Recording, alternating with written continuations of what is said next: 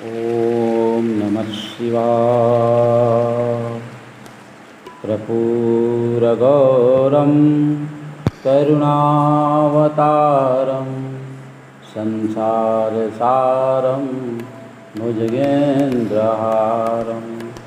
सदा वसन्तं हृदयारविन्दे भवं भवानी सहितं नमामि। ॐ नमः शिवाय। ॐ नमः शिवाय। जय भोले बाबा की कृपा से प्रचुर मात्रा में धन चाहिए तो करे रुद्राभिषेक। अगर भगवान भोलेनाथ जी को प्रसन्न करना चाहते हैं तो करे रुद्राभिषेक, और रुद्राभिषेक करने मात्र से धन की बाढ़ होने लगती। ऐसी रुद्राभिषेक की महिमा है।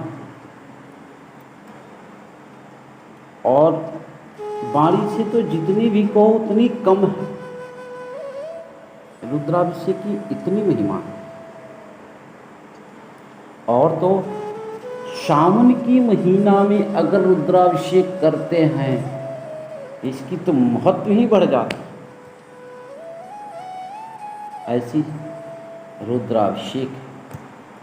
और इन साल तो हर सावन की सोमवार और शुक्रवार शुभ मुहूर्त लेकर के आ रहा है। 12 अमृत योग हैं इस सावन में, 36 शुभ योग हैं और 10 सिद्ध योग हैं। और इस वेला में भगवान भोलेनाथ को प्रसन्न करना है तो दिल खोल करके करे रुद्राभिषेक। जीवन में कैसी भी कष्ट क्यों न, सारे कष्ट दूर हो जाएंगे रुद्राभिषेक करने मात्र से। और जीवन में आनंद ही आनंद बरसने लगेगा। ऐसी रुद्राभिषेक की महिमा। और महीनों में तो रुद्राभिषेक कराना है तो ब्राह्मणों के पास जाओ, नक्षत्र मुहूर्त की जानकारी करनी पड़ती है। कौन से मुहूर्त में भगवान भोलेनाथ जी का अभिषेक किया जाए। कभी कभी ऐसा भी होता है कि अनजान में मुहूर्त अच्छा नहीं मिलता है तो उसमें रुद्राभिषेक करा लेते हैं। तो मुहूर्त और अच्छा ना रहे, तिथि अच्छा ना रहे, उस मुहूर्त में अगर रुद्राभिषेक कराते हैं तो कभी कभी आपको पतन का भी और घाटा का भी सामना करना पड़ता है। इसीलिए जब भी करे शुभ अच्छा मुहूर्त देख करके और उस मुहूर्त में ब्राह्मणों से पता करे और उस मुहूर्त में जो है भगवान भोलेनाथ जी का रुद्राभिषेक करे। और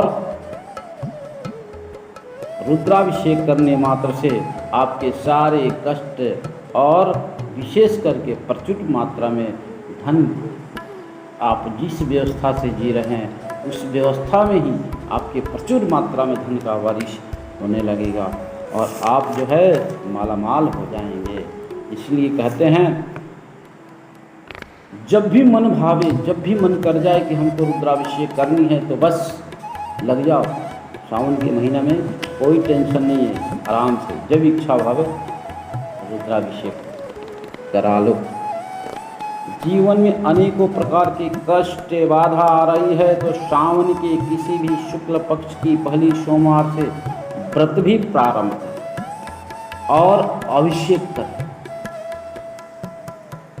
जिससे सारी कष्ट बाधाएं जो है धीरे धीरे समाप्त हो जाए। रुद्राभिषेक कैसे करें आइए जानते हैं। कहते हैं ब्रह्म मुहूर्त में जागे। ब्रह्म मुहूर्त 3 बजे से 5 बजे तक यानी सूर्य उदय होने तक ब्रह्म मुहूर्त कहा जाता है।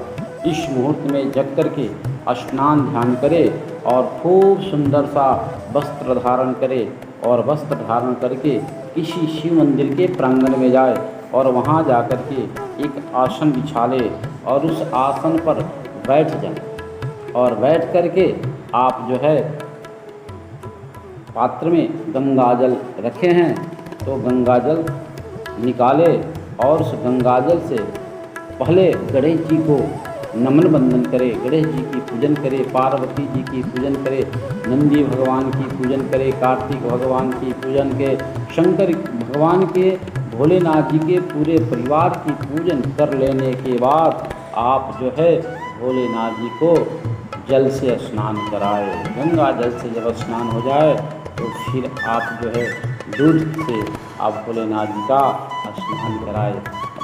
उसके बाद दही से स्नान करावे, घी से स्नान करावे, लिंग के ऊपर घी गिरा करके, दही गिरा करके, दूध गिरा करके खूब अच्छी तरह मसले और प्रेम से दूध का धार चढ़ावे, दही का धार करे, घी का धार करे, उसके बाद शहद चढ़ावे, उसके बाद गुड़ से भोलेनाथ जी का अभिषेक करे। गन्ना का रस मिले तो गन्ना के रस के साथ भगवान भोलेनाथ जी का अभिषेक करे।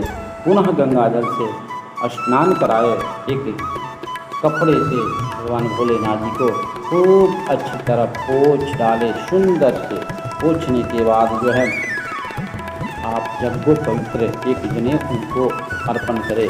उसके बाद जो है वस्त्र आभूषण भोलेनाथ जी को अर्पण किया जाए। उसके बाद वस्त्र होने के बाद जो है आप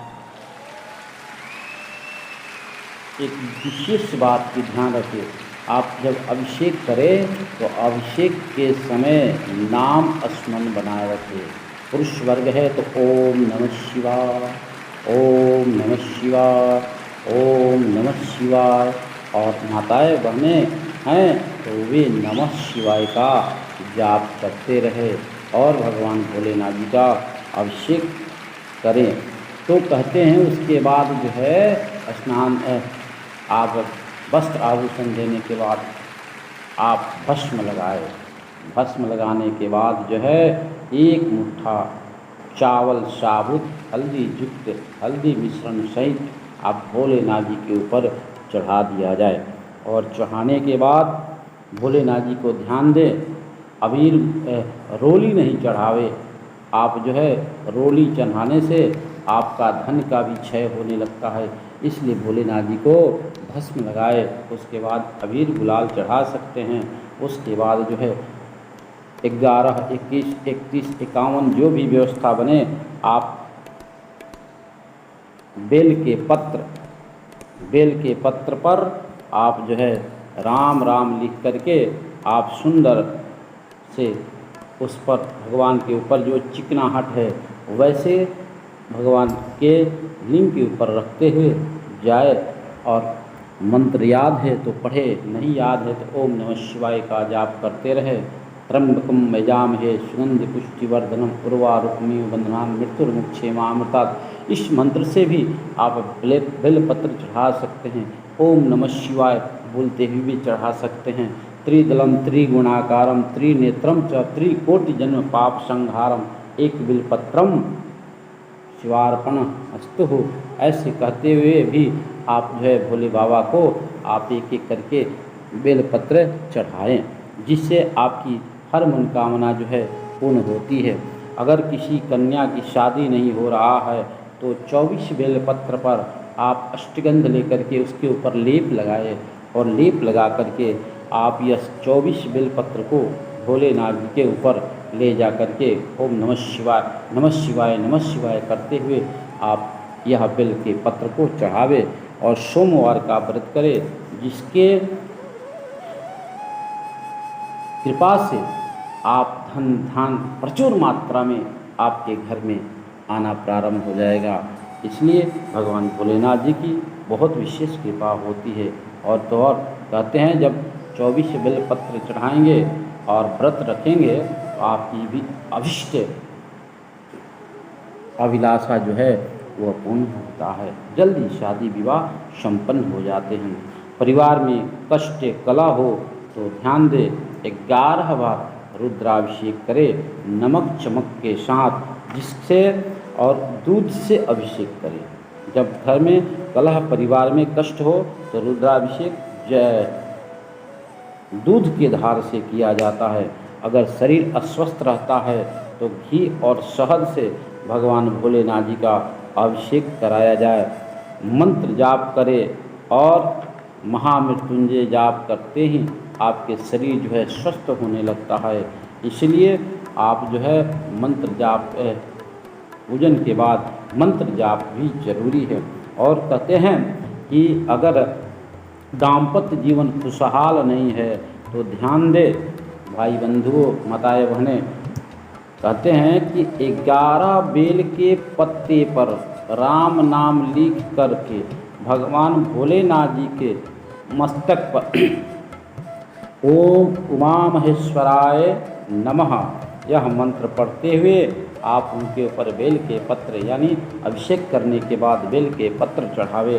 बेल के पत्र चढ़ाने के बाद 108 बार रुद्राक्ष है तो रुद्राक्ष की माला पर करे और 108 बार ओम उमा महेश्वराय नमः इसी मंत्र को पढ़ते हुए चढ़ाते जाए और अपनी दाम्पत्य जीवन खुशहाल के लिए भगवान से प्रार्थना करते जाए। आपकी हर कामनाओं को हमारे भोलेनाथ जी संपन्न करते हैं। आपके परिवार में कलह कष्ट दारिद्र्य दुख जो है ये धीरे धीरे स्वतः समाप्त हो जाएगी। आगे कहते हैं कि मनोकामना पूर्ण करना हो तो आप भोलेनाथ जी के मंदिर में जाए, पीतल की लोटा ले लेवे और उस पीतल की लोटा से 5 बार आप ओम नमः शिवाय स्मरण करते हुए यह जल भोलेनाथ जी को अर्पण करें। पूजन में कभी भी ध्यान रखें काले वस्त्र का उपयोग न करें, क्योंकि काले वस्त्र पहन करके पूजन पाठ में नहीं बैठना चाहिए।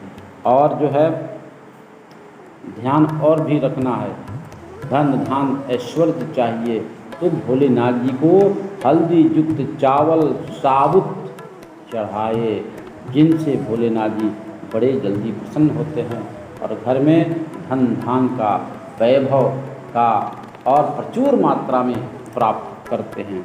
ऐसे करने मात्र से जो है आपके सारे कष्ट दूर हो जाएंगे और आपका भी धन धान वैभव से भरे पड़े रहेंगे और मन की भावना जैसी बनेगी वैसे ही फल के भी प्राप्ति होता है। इसलिए शुद्ध मन बना करके शुद्ध हृदय बना करके आप जो है भोलेनाथ जी का अभिषेक करें और अभिषेक करने मात्र से भगवान की बड़ी विशेष कृपा आपके ऊपर बरसने लगेगी। जिस लायक से जिस क्षेत्र से उसी में आपका बढ़ोतरी होने लगेगा, आपका जीवन धन्य हो जाएगा और आप जो है धीरे धीरे जो है भोलेनाथ जी को अपना भी बना सकते हैं।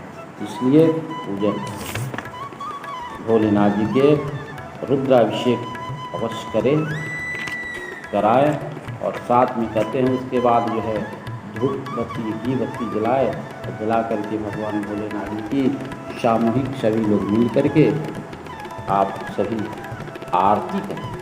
आरती करने के बाद भोलेनाथ जी को आरती प्रदान करें, उसके बाद शिव आरती लें। आरती लेने के बाद जो है जो भी टूटी फूटी शब्दों में है भगवान से प्रार्थना करनी चाहिए।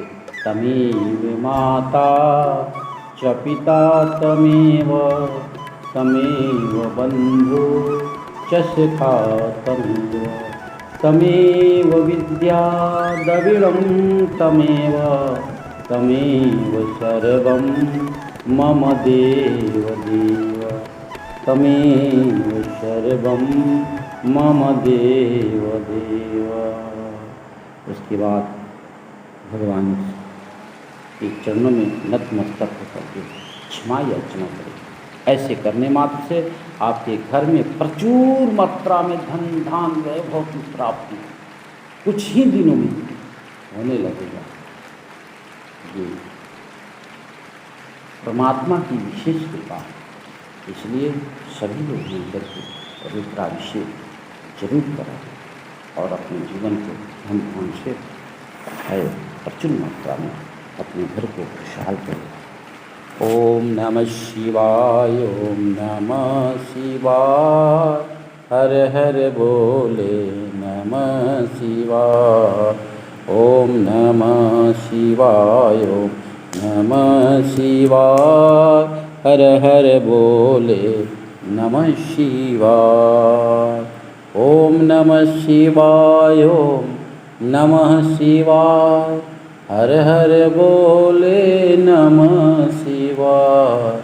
ओम नमः शिवाय, ओम नमः शिवाय, हर हर बोले नमः शिवाय। ओम नमः शिवाय, हर हर बोले नमः शिवाय। नमः शिवाय, ओम नमः शिवाय, हर हर बोले नमः शिवाय।